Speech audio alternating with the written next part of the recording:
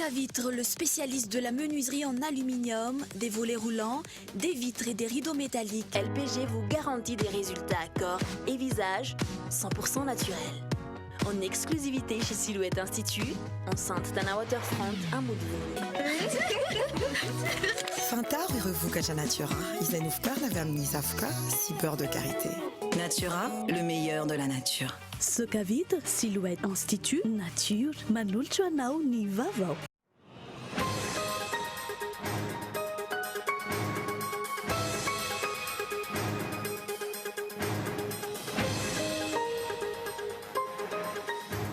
Maro amin'ny mpanao politika sy fiarahamonim-pirenena no manahy fanova ny tena voka-pifidianana ny folo andro ananan'ny SRNV sy ny senita miampy ny telopolo andro ananan'ny tribunal administratif amoahana ho didiny voka-pifidianana saika ahitana fanoherana ny voka-pifidianana no ny osika sy ny alabato izay mahavoatontona ny antoko-panjakana avokoa ny komina rehetra ankehitriny. Nisongadina tamin'ny fampitambavaon'ny filakevitry ny gouvernement androany fa tsy ny banky foiben'ny Madagasikara irery intsony no afaka hivarotra sy hanondrana volamena andrasana ny fanazavana ofisialy avy amin'ny fanjakana mikasika izany fantatra ihany koa fa moka didi-pitondrana mandrindra ny viditsolika eny amin'ny mpanjara ny fanjakana. Tonga any amin'ny faritra lavitra ny renivohitra ny solika ankehitriny miakatra ny saran'ny fitondrana solika any amin'ny faritra lavitra manodidina ny 300,000 amin'ny viditsolika tokony ho izy ny tombony alain'ny manana solika amidy amin'ny varomaizina any amin'ny komina lavitra tahaka ny Manoro ankehitriny. Efa bolana teo aorian'ilay fiakaran'ny rano teto andrenivohitra sy tany aloatra mangoro tsy misy miraharaha ny tatsapamokatra tsy mbola ampy ny fahefa-mividin'ireo mpamboly entina piroboroboana fambolena toy ny fitaovana masom-boly ary ny lalam-barotra izay mbola tsy ahitana tombo faty antoko ihany koa vokatry ny tsy fandriam-pahalemana toy ny mahazo ny mponina any amin'ny faritra Boeny jerim-potsiny anefa ny enina tapitrisa hektara izay velara-tany mbola azo ambolena ankehitriny.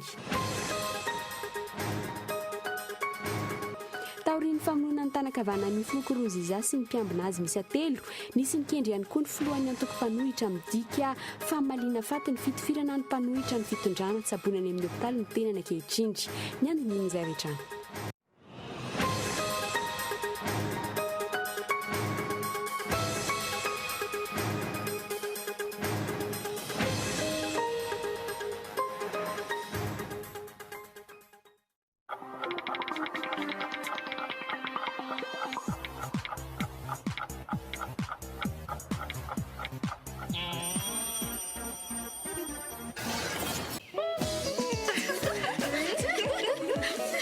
Regardez-la.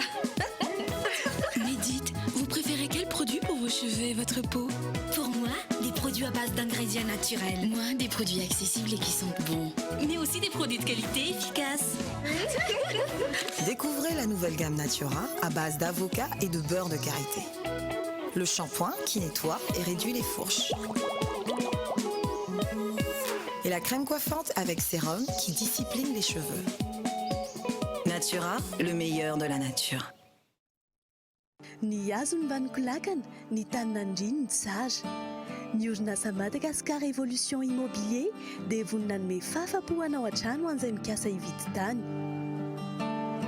Toerana maro azo isafidianana no atolotra ho anao amin'izany toy ny eo Amboanjobe, Bevalala, Ambatondrahavavy, Jangaina, Antsahamashifoza, Manandrina, Ambohimanga. Maimaimpona ny fitsidiana ary mampandrisaina anao amin'ny fikarakarana ny taratasy rehetra. Gora mila fanazavana fanampiny ianao dia aza misalasala miantsona laharana 033 21 099 06 034 14 099 06 na 22 566 54. Madagascar Évolution Immobilier, un avenir sûr, investir, bâtir pour le futur. Avec la technologie d'amincissement par lipomodelage, vos graisses disparaissent, votre silhouette raffermie et resculptée et votre cellulite lissée. Les soins en dermolite comblent et lissent les rides, raffermissent et redensifient la peau, redessinent l'ovale du visage. Sans douleur, sans chirurgie, la stimulation cellulaire LPG vous garantit des résultats à corps et visage 100% naturels. En exclusivité chez Silhouette Institut, enceinte d'un waterfront à Moudou.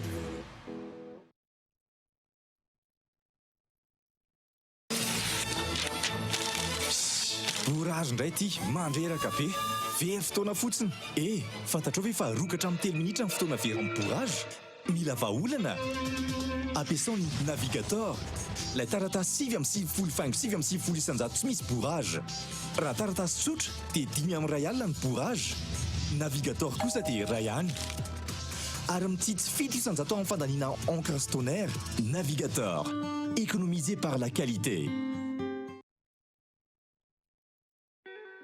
Soc à vitre en Outapenac, menuiserie en aluminium, rideaux métalliques, volets roulants, vitres, tôle,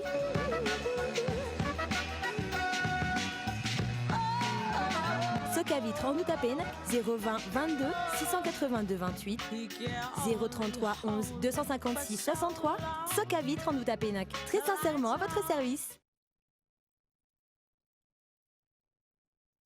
Vacances-mlai, Ararotni, illimité night, illimité daoulni, SMS. Signant. Makanam best friends atel safidno, manjich niala tutul, am sivural, acham enura marain, am vidin arrivoria TTC Mood, asu yang ni 224 étoiles 3. Mlai, hein?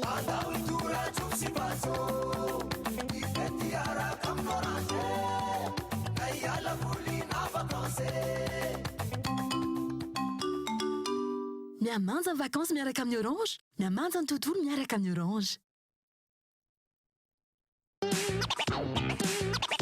Have no place to go, darling.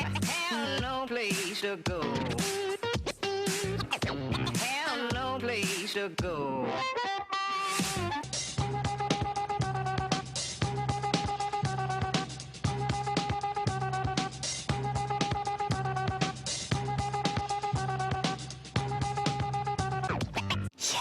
With you, miaraka aminao, miaraka amin'io.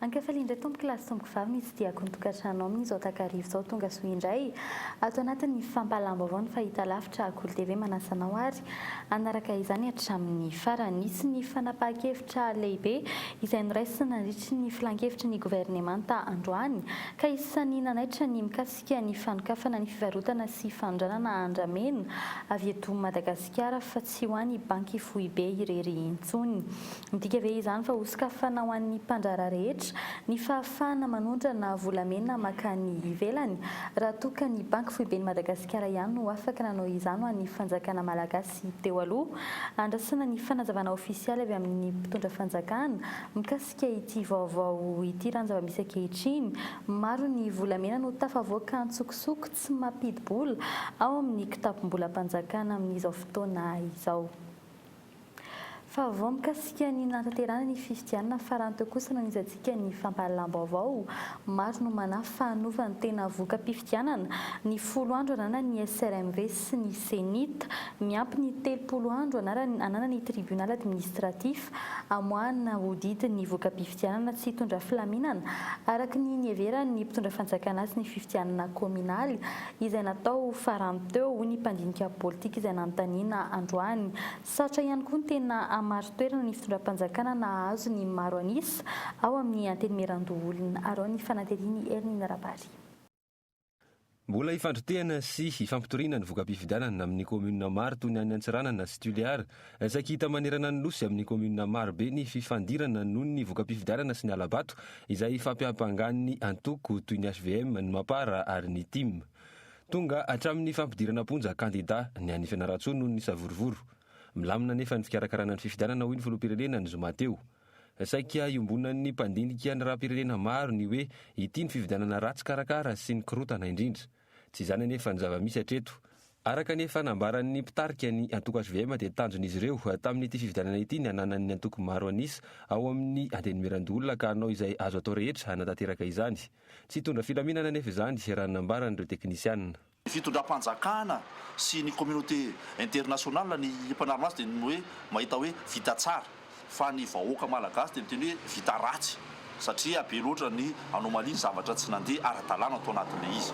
Fitondram-panjakana moa dia miteny hoe lamina izy nandeha tampilaminana dia eto dia miteny na ny mpangalatra aza tompokoa afaka manao zavatra ampilaminana fa tsy ampy mihitsy ny filazana hoe nandeha tampilaminana ny fifidianana. Efa le vahoaka koa tokony ho tonga saina ihany hoe hovidian'olona amin'ny vola lava zao dia manaiky manitra tokoa moa dia ao anaty cercle vicieux tsika ao anaty boribory tsy hitany hoe ivoahana dia manaiky ny olona hovidiana amin'ny vola 10,000 raha ny 10,000 nefa nizarazarainao 1,700 sy arivo andro ao anatin'ny efataona zany dia ary arefatra isan'andro ny vidin'ny vahoaka fa ny vahoaka koa manaiky hivarotena satria manitra loatra. Ankoatr'izay tsy fisian'ny famarina toerany ny mpitondra fanjakana izay dia tsy anana ny lanjany eo anatrehan'ny vahoaka ihany koa ny be ny tanàna lany amin'ny fifidianana farany teo raha nambarandreo manampahaizana manokana momba ny fifidianana. Ny fahavitsin'ny mpifidy izay manambara fa tsy ny maro anisa amin'ny mponina tokony hifidy no nandany azy ireo.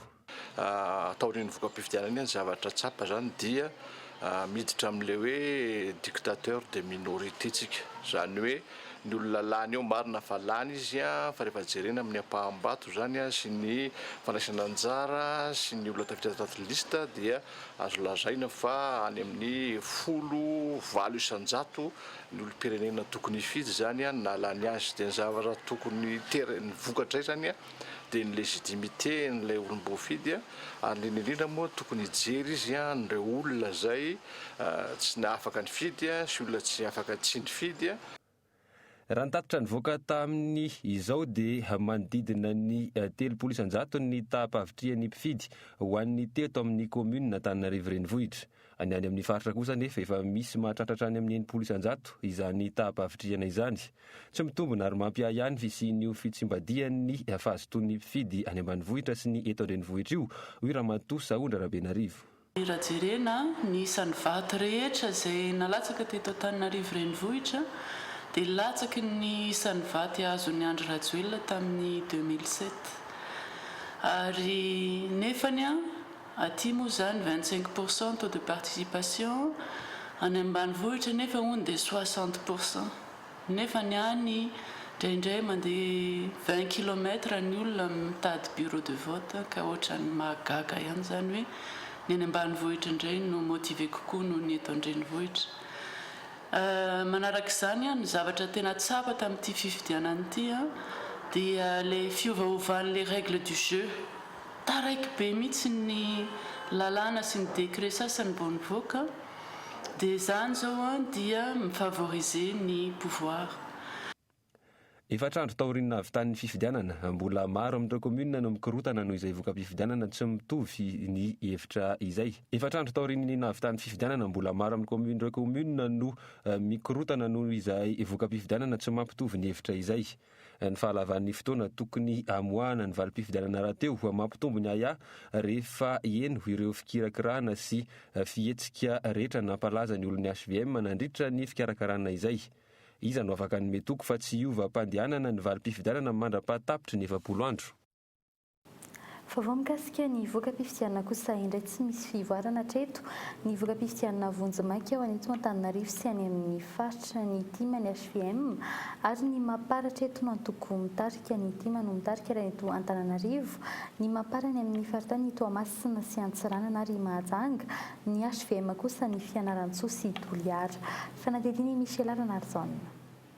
Raha tambatra ireo ampahambokatra rehetra taorian'ny fifidianana raika amin'ny 3 Jolay lasa teo, antoko 3 hatreto no hita fa misongadina eraky ny faritra, ny antoko HVM, Mapara ary ny TIM. Tahaka izao ny ampahambokatra Vonjimaiky azo tamin'ity androany ity. Ho an'ny eto Antananarivo renivohitra ny antoko TIM Matrano no mitarika amin'ny Antotanisa 7,7 isan-jato. Azon'ny kandida Lala Ravalomanana manaraka azy ny kandida Lala Tiana Rakotondrazafy izay nahazo 9,7 isan-jato. Ho ho an'ny faritany Toamasina raha toka nitarika ny antoko timma ho malika nahazo 1,7 faingo 1,20 isanjato. Raha ny antotany Savoray Androany ny mapara indray no mitarika 7 faingo 5,30 isanjato izay nahazo vato 7,703 manaraka azy ao ny tim 5,20 faingo 7,10 isanjato izay nahazo vato 3,704 ary ny HVM 1,10 faingo 7,70 isanjato izany hoe vato 7,74. Ho an'ny faritany Fianarantsoa mitarika 9,30 faingo 5,90 isanjato ny an'ny antoko HVM izay nahazo vato miisa 2,50 raha toka 5,30 faingo 7,50 isanjato ny an'ny antoko mapara izay nahazo vato miisa 2,707. Raha ny loharanom-baovao avy any amin'ny mapara miaraka amin'ny fitanana antsoratra dia ny mapara ny kandida Kristina Razanamasoa no mitarika amin'ny 7,30 isanjato ary ny kandida HVM Arlala Irma amin'ny 5,30 isanjato. Tsy niova kosa ny vokatra vonjimaika ho an'ny faritry Mahajanga. Ny maparatrano no mitarika amin'ny salanisa 1,20 faingo 7,30 isanjato manaraka azy ao ny antoko HVM izay manana 3,30 faingo 7 isanjato. Mbola ny mapara ihany koa no mitarika ao an-drenivohitra ny faritra Antsiranana nahazo vato 7,4 izy ireo raha toka vato 7,702 ny an'ny HVM. Ny antoko HVM kosa no mitarika ao amin'ny faritry Toliara faharoa amin'ny sambato 5,503 raha toka vato 7,703 ny an'ny mapara. Raha ny ampaham-bokatra voaray avy any Antsirabe kosa indray mbola ny Transcool trano no mitarika amin'ny sambato 4,702 aoriany kosa ny tim amin'ny sambato 13,702 ary ny HVM amin'ny sambato 4,702. Hatreto tsy mbola feno ny vokatra avy any amin'ny faritra. Raha ny fanadina natao afaka 10 andro no mamoaka ny valim-pividianana vonjimaika ny avy eo anivony Senit. Fa komina 7,70 kosa hatreto no fantatra fa nandresen'ny antoko malagasy miara-miainga sy ny mpiaradia aminy raha ny voka-pividianana vonjimaika mihoatra ny 9 isanjato avokoa ny vato azon'ny antoko malagasy miara-miainga atao avaradrano tamin'ny komina 5.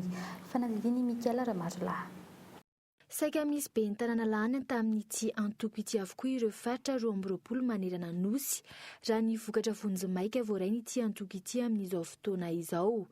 Mahatratra 7,70 izany hatreto manerana nosy ary mbola misy ireo izay tsy nahazona valim-pividianana feno. Isana nanamarika ny fividianana ho an'ny antoko malagasy miara-miainga ny nahazona komina lehibe toa ny Betioky, Beza ary Fanadina. Faritra Analamanga komina 5, distrikany Manjakandriana komina 2, faritra Itasy komina 4, faritra Vakinakaratra komina 2, distrikany Fenoarivo be komina 2, distrikany Amparafaravola komina 2, faritra Amoron'ny Mani komina 5, distrikany Brikavilla komina 2, faritra Analanjorofo komina 5, faritra Sava komina 2, faritra Sofia komina 4, faritra Diana komina 7, faritra Tsimotsinana komina 10, faritra Anosy komina 4, distrikany Fanadina komina 2, distrikany Vohipeno komina 3, distrikany Ambovobe Androy komina 10, distrikany Tsiombe komina 2, distrikany Iosy komina 2, distrikany Akora komina 2, faritra Menabe komina 10 ary faritra Tsimoandrefana komina 12. Fataoriana izay fividianana bentanana izay ho sarotra ny raharaha miandry ny bentanana vaovao izay voafidy eto amin'ny komina Antananarivo renivohitra raha ny zava-nisy teto hatramin'izay no jerenina ankoatra ny tamin'ny taona 3 izay nahalany ny Patrik Ramiaramanina nateo amin'izany toerana izany dia mbola tsy nisy bentanana pray antoko amin'ny fitondram-panjakana Fohibe lany teto Antananarivo renivohitra lesoka hatrany teo amin'ny fomba ny tantanana ny tanàna ny sinika trano raha ny fanazavana nentin'ny Ramatoa Lalatina Ravololomanana mila hatsaraina kosa ny fomba fitantanam-bola eo anivon'ny komina raha tiana ny sy ny fampandrosoana raha ny fanazavana ny teknisianina Erinina Rabary. Hatramin'ny taona 450 sy 700 nisy ny bentanana teto amin'ny tanàna Antananarivo. Bentanana 8 sy filohan'ny delegaciona manokana na PDS 7 no nifandimby nitondra ny tanàna. Voalohany tamin'izany Andriamatoa Rakotonerina Stanislas. Nanaraka azy avy eo Andriamanjato Risara nitondra nanomboka ny taona 750 700 ka hatramin'ny taona 770 sy 700. tao anatin'ireo mpitantanana 7 ny vandimby teto ireo saika ny aingy avy tamin'izy ireo hatrany ny olona tonga filoha-pirenena. Lesoka hatrany tao anatin'izany fitantanana ny tanàna izany anefa ny kitrano hatrano sy ny kinamanamana. Hita nisongadina izany tamin'ny fotoana nahabe ny tanàna Andriamatoa Ravalomanana izay nampifangaroana ny fitantanana ny orinasa manokana sy ny fitantanana ny tanàna raha ny fanazavandramatoa Lalatina Ravololomanana. Ny tenany raha teo izay efa mpanolo-tsaina ny be ny tanàna teo aloha Guili Razanamasi, mpitantana izay anona avan'ny olona ny tanàna teo amin'ny mpivarotra ka nahafoana ny tsena Nanjoma teo Analakely. Le tanàna Antananarivo mantsy zary tohatra fiakaran'ireo manam-paniriana andeha ho filoham-pirenena. Dia izay no mahatonga anaingy mpanohitra nandray anjary hoe tsy mety tsony zany satria le fitantanana ny tanàna dia masina loatra ka tsy azo afangaro amin'ny rarahana antoko na rarahana orinasa. Zany nefa nyzatra ny lesona antsoahana zany dia izay mihitsy hoe Antananarivo dia anomponina Antananarivo na aveza izy na avaizaka mivelona sy mononeto fa tsy an'olon-tokana tsy anantokotokana. Ny fitantanana ny tanàna Antananarivo tsy nahomby hatramin'izay tsy dia hoe le mpitondra loatra koa fa le sakana avy any amin'le fitondrana filobe mihitsy izay manao fahirano ny tanàna Antananarivo. Raha fironan'ny voka-pifidianana treto dia Ramatoa Ravalomanana no mizotra makany amin'ny lapan'ny tanàna etsy Analakely. Ity farany izay samy hafa firehana amin'ny mpitondra ka mety hampisy olana eo amin'ny fifandraisan'ny rotonta. Ankoatr'izay tsy mampiray antoko amin'ny mpitondra azy izay nefa dia mbola mety hipetraka olana ihany koa ny fisian'ny mpanolo-tsaina izay voafaritry ny lalàna fa na ireo izay tsy mitovy hevitra amin'ny mpitantana azy dia mety ho tafiditra ho isan'ny mpanolo-tsaina. Naneho ny heviny mikasika izany Thierry Rakotonarivo. Tokony hipetraka tsara izay fiara-miasa izay ary indrindrandrindra ny fanokana ny commune vola manokana teto-bola ho an'ny fokotany ho fampandehanan-draharaha. Faharoa ny fiara-miasa eo amin'ny ben'ny tanàna sy ny ekipany ao anatin'ny birao mpanatanteraka sy ny mpanolo-tsaina satria raha ny lalam-pifidianana nitondrantsika n'ity fifidianana communal ity dia voatery hiara-iasa ireo mpifanandrina sy tsy mitovy hevitra eo anivon'ny mpanolo-tsaina sy eo anivon'ny birao mpanatanteraka mba tsy hifambikampingana. Ohatra ho lavin'ny mpanolo-tsaina ohatra ny teti-bola izay ho atolotry ny ben'ny tanàna ary indraindray mety hamoaka fanapahana ny mpanolo-tsaina ho fampiantonana ny ben'ny tanàna. Zany rehetrarehetra zany dia hitarika korontana raha tsy milamina aty am-piandohana. Taorinina avitan'ny fifidianana dia mbola manana 10 andro ny sy nita natarana ny voka-pifidianana vonjomaika sy ny tatitra rehetra mikasika ny fizotran'ny fifidianana eo anivon'ny tribunal administratif. Ny tribunal administratif indray avy eo mbola manana 30 andro amoahana ny voka-pifidianana ofisialy. Na izany na izany anefa efa fatapatatra ihany koa izay voka-pifidianana izay. Inona no antoka omen'ny ben'ny tanàna vaovao fa tsy anao izay fomba fitantanana tsy nahomby efa nisy teo aloha izay ny tenany. Fa tsy fiovana kosa ny rafitra amin'ny fitantanana ny komina Antananarivo renivohitra toy ny komina hafa rehetra manerana ny Madagasikara no tantana ny filohan'ny delegasiona manokana ka ho raisin'ny ben'ny tanàna ny fitantanana raha nambaran'ny sekretera jeneraly ny ministera ny aty-tany. Fepetra voalohany ahafana metraka ny fitsinjaram-pahefana kosa ny fizaka-tena ara-pitantanana sy ara-bola raha nambaran'ny hatrany izany hoe tsy tokony ankina amin'ny fanampian'ny fanjakana foibe ny komina tsirairay fanadilina. Fidiram-bola anatiny amin'ny alalan'ny aba sy ny hetra, fanampiana manokana ho an'ny komina voasokajy ho isan'ny marefo ary ny famatsiam-bola avy amin'ny fanjakana foibe izay 500 ny teti-bola ny ministeran'ny aty-tany. Ireo amin'ny ankapobeny no vola ampiodinana ny komina tsirairay eto Madagasikara. Ho an'Antananarivo renivohitra manokana mandinina ny iray faingo 2 tapitrisa hatramin'ny iray faingo 5 tapitrisa ariary no fampidiram-bola anatiny amin'ny boriboritany tsirairay isan'andro. Lehilahy izay tsy mandrakotra fa tsy ny 530 ny hetra tokony hiditra amin'ny komina. Antony tsy ahafana manefa ny karaman'ny mpiasa sy mahantanteraka araka ny tokony ho izy ny fanadiovana ny tanàna sy ny fijerenany sosialim-bahoaka amin'ny ankapobeny. Ny izy mafarany teo, ny fito vim-pijery aminy no fepetranapetraky ny filoha ahafany manampy izay ben'ny tanàna lany eo.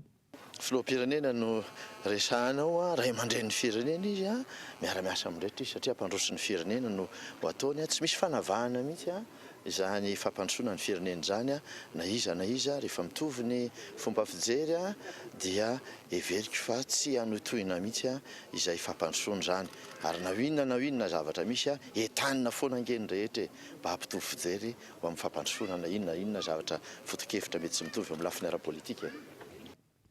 tsy tokony andro ny fanampiana avy amin'ny fanjakana foibe anefa izay be ny tanàna lany raha nambara ny sekretera jeneraly ny ministera ny aty tany vao afaka miasa ny fanamafisana ny fitrandrana ny otrikaarena anatiny mba ahafahany mamely tena ny paikady hanampiany fanjakana azy mba ahafahany mizaka tena rabola ka raha te hiroso amin'ilay fitsindraram-pahefana tena izy zany tsika dia tsy maintsy ihany koa manamafy ny loharanom-bola hoentiny ireo voniboaka patra itsinjaram-pahefan'ireo manatanteraka ny andraikiny tokony ho fanampiny ny fanohanana avy amin'ny fitondrana foibe satria raha miankin-dava amin'ny fanjakana foibe ny entimanany ny commune dia na ny voniboaka patra itsinjaram-pahefana amin'ny ankapobeny dia lasa zary resaka fotsiny zany ilay fizakantena ara-pitantanana sy arabola. Fisoloana ny fahabanga-toeran'ny ben'ny tanàna no antony ametrana ny filohan'ny delegatsiona manokana raha ny voafatry ny didy Mandalana. Fahefana sy andraikitra mitovy arak'izany no ananan'izy ireo. Antony sisi ny fiovana eo amin'ny rafitra fitantanana ny commune raha ny fanazavana hatrany. Fa nivohitra nandritry ny filan-kevitry ny governemanta ihany koa tamin'ity andro an'ity ny fampitam-baovao momba ny didi-pitondrana mandritra ny vidin-tsolika eny anivon'ny mpanjara sy ny finjarana ny saram-pandanina any Antsipiriana eny anivon'ny mpanjaran'ny solika andrasana ihany koa moa ny tena fanazavana ofisialy mikasika izany raha ny zava-misy hatreto oferan'ny fanjakana indray ve ny vidin-tsolika sa inona ny dikan'izany tsy nahazomba avao ny tompony andraikitry ny ministera androany misy fandraisany amin'ny fahatapahan izay lasa mahazo vahana be tato anatin'ny herinandro hoe ity fanapahan-kevitra ity ny délestage izay hita miariary fa lasa mateti-pitranga raha vao nipoitra ilay resaka fanomezana ho tantanan'ny orinasa amerikana ny toby mpamokatra herinaratra izay mandeha amin'ny solika ary mamatsy Antananarivo izay aloha tsikaritra ny mpanjifa ny jiramatra eto fa ho fantatra fa nomena ny vahiny ny fitantanana ny etsy mandro seza dia sesilany ny délestage andrasana ihany koa ny fanazavana ofisialy avy amin'ny fanjakana mikasika izay akoatr'izay dia fantatra ihany koa tamin'ity andro an'ity fa piditra mpiofana ao mpiasam-panjakana misy 530 iantsehatra ao amin'ny fahatseranana ny douane ny fanjakana agence contrôleur des douanes izy 530 ireo. Fa mikasika izay vidin-tsolika izay hatrany araka ny fanarahina tany anatin'ny lohatenim-baovao faritra lavitra ny renivohitra maro no tsy ahitana solika intsony tato anatin'ny herinandro raha ny fanazavana voaray avy amin'ny mpandrara ara-tsolika miakatra noho ny fampiarana ny vidin'ny tsolika tena izy ny sara ny fitaterana ny solika ny amin'ny faritra lavitra tranga izay miteraka olana goavana amin'ny famoahana vokatra sy ny fivezivezen'ny mponina amin'izao fotoana izao mbola nitinady amin'ny renivohim-paritany ihany koa hatreto no betsaka mihoatra amin'ny toerana sarodala ny faran'etiny Lili Rapiata. Akoatra ny fiakaran'ny vidin'entana fampiasa andavanandro afarana avy any ivelany tonga eto amin'ny firenena, miakatra ihany koa ny fandaniana ho an'ireo mpandrara ara-tsolika amin'ny mamatsy ny faritany rehetra eto Madagasikara. Fiakarana 500 ariary raha tsy ahivana no nisy farany tamin'ny vidin-tsolika teto an-toerana ny volana Jona teo izay napiakatra ny lasantsy ho 707 ariary raha toa ka 507 ariary ary ny litatry ny gazoil. Mbola fiatomboana amin'ny fampiarana vidin'entana tena izy na ny vérité des prix amin'ny solika raha ny fanazavana. Ny amin'ny renivohim-paritra sy ny renivohim-paritany sisa ny tena ahitana solika araka izay ilaina, manahirana kosa vao mahita izany amin'ireo tanan-dehibe sasany toa ny Manoro ohatra. Olana eo amin'ny samy mpandrarano no antony araka ny fanazavana avy eo anivon'ny ministera. Tsy problème stock mihitsy io kana. Entre ny distributeur sy gérant station ampy be mihitsy tsy lany. Ahina tsy hijanona amin'ny faritra vitsy ny olana tahaka izao noho ny fiakaran'ny vidin-tsolika sy ny fitombon'ny tinady eto an-drenivohitra. Niakatra 400 ny tinady amin'ny solika eto Madagasikara tato anatin'ny enim-bolana farany ary ny orinasa tahaka ny Jirama no isan'ny mampiakatra izany. Manodidina ny 7,000 metatra toratelo ankehitriny ny solika ilain'ity orinasa ity amokatra herinaratra. Tsy mbola ahafahana misoroka izany koa hatreto ny tahiry amin'ny solika eto amintsika noho tsy fampian'ny famokarana. Afaka tsy mirorony, afaka mamaly amin'ny apahany ny lain'ny Jirama. Le carburant tsy mirorony tsy mila fotsiny zany ataontsika hoe adaptena zany le carburant tsy miroro amin'le ilainy jirama fa araka ny fahafantarako azy misy blocage le compagnie mpanjifa amin'izao fotoana le compagnie lehibe reo zany a mibloqué tsy siny le hoe famaizana solika ny avy aty amin'ny Tsimororo aty amin'ny jirama. Tsy mbola misy hatreto ny fanazavana avy amin'ny mpandraraha ara-tsolika ny amin'ireo faritra rehetra voakasiky ny tsy fahampiana mandinina ny 300 amin'ny vidin-tsolika tokony ho izy ny tombony alain'ireo manana solika amidy amin'ny varimaizina ao Manoro. Fa tsy mbola mivaha kosa hatreto ny olana ny kompania mpitaterana Air Madagascar mikasika ny fijanonany ao amin'ny lisitra be tsy afaka misidina ny abakabaka ny vondrona Eropeana. Ny fitsirena ny fomba fikojakojana ny fiaramanidina indray no fantatra fa dingana manaraka ho tanterahin ny vondrona Eropeana afaka araka 12 andro. Taorian'ny fiafaran'ny fifandirana teo anivon'ity kompania mpitaterana ity ny 17 Jolay farany teo ny firison'ny teknisianina amin'ny fijerena akaiky ny fiaramanidina rehetra no dingana nambara ny filohan'ny filankevim-pitantanana fa irisoana tsy mbola nahazoana vaovao kosa tanotoin'izany hatramin'ity androany ity fanadidina. Amin'ny 15 Aogositra ho avy izao no fantatra fa natanterahany Agence Européenne de la Sécurité Aérienne ny fitsirihana ny kompania mpitaterana Air Madagascar. Io fitsirihana io izay naroso 15 andro mialoha no izany voafaritra ho amin'ny volana septambra teny am-boalohany. Tsy nahazoana fanazavana kosa ny anton'izao firisoana mialoha ny fotoana voafaritra izao na dia vao 12 andro aza no nanomboka namerina tamin'ny laony ny sidina rehetra ny eo anivon'ny filankevim-pitantanana ny Air Madagascar sy ny mpiasa ao aminy ary tsy mbola tafapetraka akory ny tale jeneraly nyity kompania mpitaterana ity. Ny tale jeneraly izay miandraikitra ny famaritana ny paikady ahafahana manarina ny orinasa raha ny apela candidature izay ny farana ny 17 Jolay farany teo ny fanaovana tolotra ao amin'izany. Ny fomba fikojakojana ny fiaramanidina rehetra mampitohy an'i Madagasikara amin'ny firenena ao amin'ny vondrona Eropeana ny voakasiky ny fitsirihana ho tanterahin'ny vondrona Eropeana miaraka amin'ny nosy tafiditra ao amin'ity vondrona ity de la Réunion sy Mayotte. Isan'io voakasiky izany ihany koa araka izany ny fiaramanidina Airbus 340 izay mitondra ny laharana avy any Islande. Tsy ho voakasika kosa ny fiaramanidina mampitohy ny sidina anatiny. Raha toa ka tsy lany amin'ity fitsirihana izay ho tanterahin'ny vondrona Eropeana ity ny kompania mpitaterana Air Madagascar dia tsy afaka manao maintenance ny fiaramanidina rehetra avy amin'ny kompania mpitaterana vahiny izay mandalo eto amintsika. Ny filohan'ny filankevim-pitantanana nefa dia nanambara nandritra ny fifanaova tsy ny fifanarana tamin'ny nivahany ny olan'ity kompania Air Madagascar ity fa efa mivonina ho amin'ny fananana amin'ny kompania mpitaterana vahiny ny kompania Air Madagascar. Lafimba vafa kosa indray olana arabola amin'ny lafin'ny teknika ary ny lafin'ny arabaritra ireo amin'ny ankapobeny no olana imbona ny tantsasy ny mpamboly eto Madagasikara ny tsy fandriam-pahalemana kosa no olana goavana sedra ny mpamboly any amin'ny faritra aboeny misy mangalatra ny vokatra raha ny fanazavana azo ny fanajana ny tontolo iainana sy ny fikolokoloana ny tanimboly no vahaolana voalohany hoentina manarina ny fambolena eto amintsika raha nambara ny mpampianatra mpikaroka iray fanadidiny Michel Aranardzon. Raha ny statistika farany navoaka ny staty ny taona 2024 valopolo-isanjaton'ny malagasy no mpamboly na mivelona amin'ny fambolena. Amin'ny ankapobeny mandidina ny 500 ariary hatramin'ny 2 ariary no vola miditra amin'ny tantsaha iray isan'andro. Raha toa ka mandidina ny 5 ariary hatramin'ny 1 ariary ny masokarena ho an'ny talim-boly iray. Maro ny olana sedrainy ireo mpamboly raha ny fanadinana ataon'ny mpianatra iray izay vao nahavita ny fianarany eo amin'ny tontolon'ny fambolena na ny agronomia. Olana aloha zany voalohany indrindra dia amin'ny resaka teknika. Azo lasaina hoe ny tantsaha malagasy mbola tsy mafy tanteraka, mafy izy fa tsy tanteraka dia teknika mpambolena izay iasahan'ny fitondram-panjakana filokariziana amin'izao fotoana izao. Manaraka an'izany ny olana eo amin'ny arabola matetika ny tantsaha tsy dia manana budget tena hoe goavana investisi any amin'ny resaka fambolena fa karazana kelikely ihany ananana zezika ampiasaina ary mbola zezi-pahatra mbola tsy mahatakatra ny NPK sy ny ohatr' izany izy. Dia ny farany miresaka varotra commercialisation des produits matetika amin'ny intermédiaire tena mahazo tombony be dia be amin'ilay resaka varotra noho ny tantsaha mpamokatra.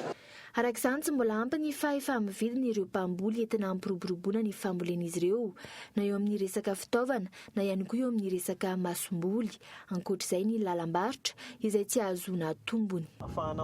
Resaka le fambolena hitanao zao hoe mamboly zao io zao vola miverina fotsiny io ohatrany hoe vola mipetraka dia le hoe ara-bokatra zany ny problème be le famoahana anazy le piataka zany tsy hoe tsy sahan'le 500 fa 200 500 sy 200 nefa nilay sora io zao maskarena an'io raha hoe parapantitra io mbola notininy io malany eo amin'ny 200 lasaka kely eo io e. Raha ny fanadina natao miaina ao anatin'ny tsy fandriampahalemana ihany koa ireo mpamboly ireo tahaka izay mahazo ireo mpamboly any amin'ny faritra Boeny. Dia ny resaka fandriampahalemana satria raha-panderiko teo mahatory any an-tsany mpamboly manakarama zandarma mpamboly lotsy iandry ny famboleny lotsy tsisy tsony reraka izy raha miandry ny lotsy ny amin'ny alina nefa ny iasany atanto zavatra zay zany le fandriampahalemana zany mba anisan'ny ko mba tokony jerena zany ho an'ireo le tantsahany. Hatreto aloha tsy vahaolana amin'ny tontolon'ny fambolena eto an-toerana ny firoborobon'ny teknôlôjia raha ny fanazavan'ny mpampianatra pikaroka iray ny fanajana ny tontolo iainana sy ny fikolokoloana ny tanimboly no vahaolana voalohany entina manarina ny fambolena eto Madagasikara raha ny nambarany hatrany. Anatin'ny fanajana ny tontolo iainana zay zany tena anisan'ny zavatra tena tokony ampiroboroboana satria anisan'ny lasa sakana amin'izao fotoana izao ny fahasimban'ny tontolo iainana ka tsy mahatonga ny olona hamokatra tsara intsony dia izay zany no zavatra tokony hoe ezahana ampiroboroboana amin'izao mitadin'izay vahaolana rehetra amin'ny fambolena izay manaja izay tontolo iainana izay mba ahafahana tsy eo amin'ny lafiny teknika ihany hoe ahafahana marina tsara vokatra fa manome ilay tontolo iainana ahafahan'ilay olona mamokatra tsara ihany koa izay zany tena zavatra amin'izao. Raha ny statistika navoakan'ny PND Programme National de Développement Rural ny taona 2014 5,900 ny tany eto Madagasikara izay mirefy 7,50 tapitrisa hektara no natokana ho amin'ny fambolena hatreto anefa 3,100 izay ihany no misy fambolena izany hoe mbola manana tany 4 tapitrisa hektara azo ambolena ny malagasy. Fa tsy mbola nivoaka androany nandritra ny filan-kevitry ny governemanta kosa ny fanapa-kevitra izay noraisy ny fanjakana amin'ny ampidirana ny hevitry ny teknisianina eo anivony ny sampandrarana ny fanatany ao anatin'ny lettre de politique foncière andrasandray araka izany ny toy ny fitakin'izy ireo manomboka ny alakamisy ho avy izao fanampanazavana.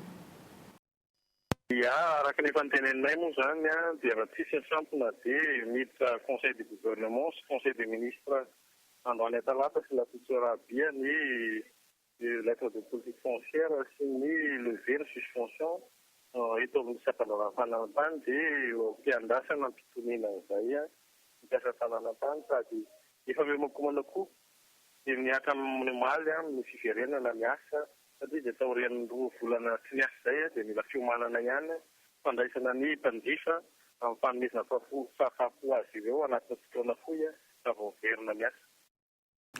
Fa tahaka ny mahazatra anatin'ny fampahalam-baovao ny fahita lavitra Golo TV asa madinika hafa indray no entin'ny Mikael Marlato anatin'ity fanadina manaraka ity fitiavana amin'ny fivoarana trany ny tsy fijanonana amin'ny fikarohana isan'ny tsy ambaratelon'ny fahombiazana izany asa miavaka iray no entina aminao dia ny aérografia na ny fanamboarana sary amin'ny moto sy ny fiara na ny trano amin'ny alalan'ny loko ralomana irakoto miantalova 20 taona ny milomanosana tao anatin'izany asa izany fanadiny Mikael Marla.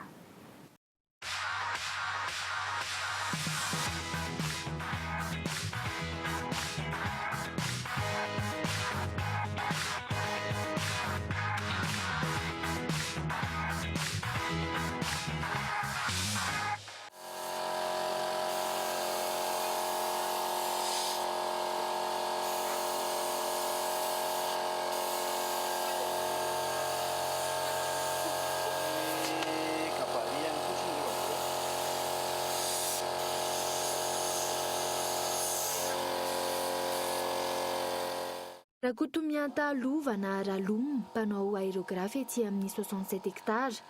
Ny fanamboarana sary tsotra amin'ny taratasy no niantombohan'ity asa ity.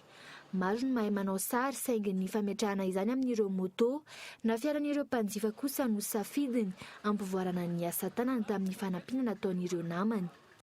Fa ny asa tanana moa resaka samy manana ny tsirony tanana le izy ny tena marina ny karazana signature dia arakaraka sy fahafapoan'le olona ihany hoe tena faly izy nanao dia miveriny eo aminao izy. Tsy tena manao hoe sony mitokana ako fa le zavatra tian'le olona mihitsy no ezahana tena akekizina kely zany hoe tena arak'le zavatra tadiavin'le olona. Ity fandokoana miendrika penina ity no anamboaran'ireo sary atao amin'ireo moto maro tongeto. Ny fikirizana trany araka ny fanazavany no mety hampandroso ny asa tanana iray. Raha ohatra ianao ka artiste tokony tsy mijanona mihitsy ny fananana esprit de créativité. Mamorona foana ianao satria mipakataka be dia be. Zay zao vao manao an'le style na zavatra anankiray zay dia efa feno mipakataka.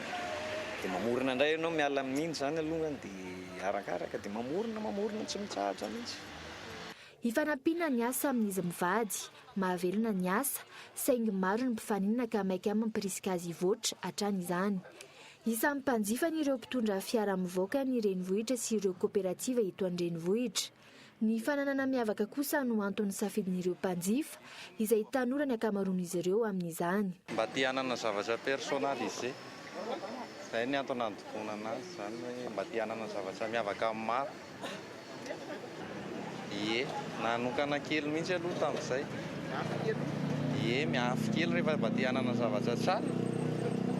Ny asa famoronana no mampiavaka ny Ralom ka antony itazoman'ny mpanjifa izany. Azo lazaina ihany koa fa mbola vitsy ny manao ity asa ity eto Madagasikara raha ny fanadina nataonay. Manomboka amin'ny 7 alina ariary kosa ny fanamboarana aérographe eto amin'ny Ralom. Ny fitaran'ny asa sy ny ananana toerana goavana amin'ity asa ity kosa no mba nofinofiny.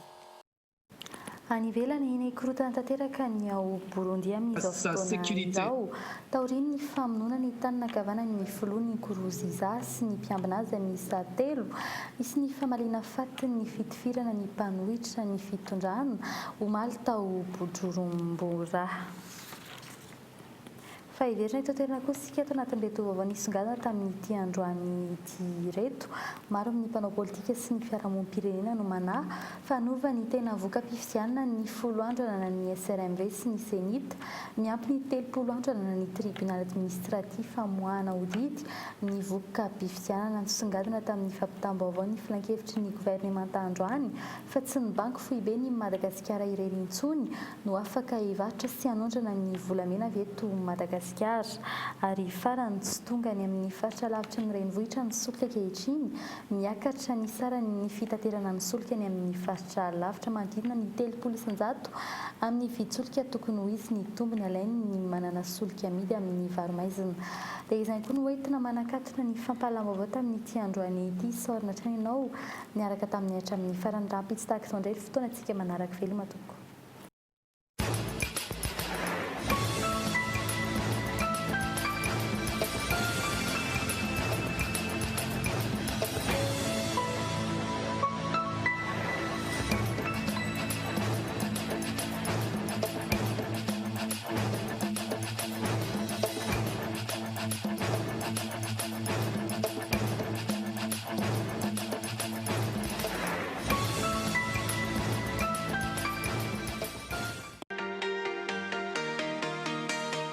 Vitre, le spécialiste de la menuiserie en aluminium, des volets roulants, des vitres et des rideaux métalliques. LPG vous garantit des résultats corps et visage 100% naturels. En exclusivité chez Silhouette Institut, enceinte Tana Waterfront, un module. Fantar revuka Natura. Isanufkar la misafka, si beurre de karité. Natura, le meilleur de la nature. Ny fampalalam-bavao ny arahanao tamin'ny soka vitre Silhouette Institut Nature.